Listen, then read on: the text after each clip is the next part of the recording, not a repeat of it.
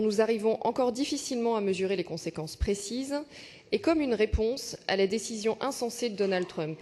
Comme si la planète disait à l'humanité tout entière et spécialement à ceux qui restent dans le déni que, oui, la modification du climat est bel et bien en cours. S'il fallait voir à cette décision un point positif, c'est d'abord le formidable rebond dans la mobilisation citoyenne. La décision de Trump a suscité une vague impressionnante de désapprobation partout dans le monde. Les citoyens se sont soudainement remobilisés pour ce sujet de grande et légitime inquiétude. Tout à coup, avec cette décision incroyablement égoïste et irresponsable, les gens se sont rendus compte que quelque chose de grave pour la planète et l'humanité tout entière était en train de se passer.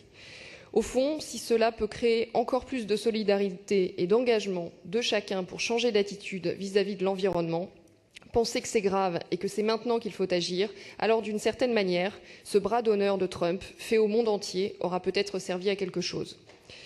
Dans ce contexte, les conséquences sont aussi diplomatiques. Obama avait réussi à faire des États-Unis un leader dans la diplomatie climatique, notamment au travers de ses contributions financières importantes dans les instances onusiennes pour le climat. Le retrait de Trump redonne du poids à l'Europe.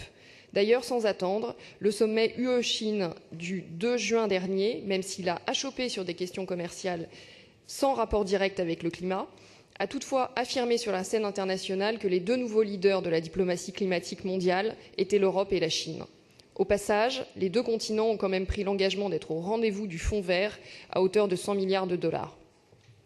Je constate également que dans cette affaire, le leadership franco-allemand est relancé et c'est une excellente chose. Au sein de l'Union européenne, la France et l'Allemagne devront tenir le rôle de locomotive pour consolider et développer des initiatives nouvelles. Rapprochement de leur politique économique, soutien à leur industrie et filière du renouvelable, pour permettre une véritable offre européenne de technologies renouvelables dans le monde, renforcer l'offre industrielle dans le domaine des réseaux de transport d'électricité intelligents, du stockage de l'énergie et des technologies d'efficacité énergétique des process industriels, de la voiture propre, du bâtiment à énergie positive, etc. Mais sans attendre, la résistance aux États-Unis s'organise. Le 2 juin, au lendemain de la décision de Trump, le World Trade Center et la mairie de Boston se sont illuminés en vert, en signe de désaccord avec Trump et parce qu'ils avaient envie de dire qu'aux États-Unis, beaucoup désormais sont entrés en résistance sur la question du climat. Plusieurs villes ont fait des déclarations pro-climat et près de 87 maires américains l'ont fait également, dont ceux de Houston, Atlanta, New York, Chicago, Los Angeles et même Pittsburgh, pourtant cités par Trump pour justifier sa décision.